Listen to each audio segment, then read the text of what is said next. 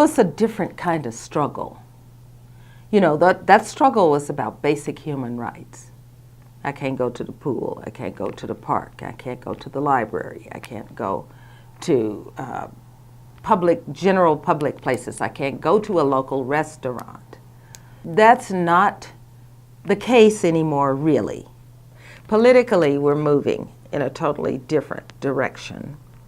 I'm concerned about the basic right to vote that we fought for and marched for and people died for.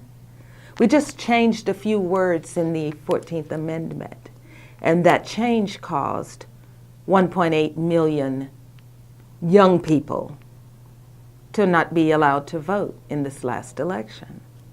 I'm concerned about that because those are rights that I fought for. And I tell every young person that I encounter, if you don't do anything else, exercise your right to vote, because I don't want to hear it. And I want to hear what's wrong with this country if you have not gone to make your wishes known to the people who matter. And if you've not exercised the right to put in the people that can make a difference for us.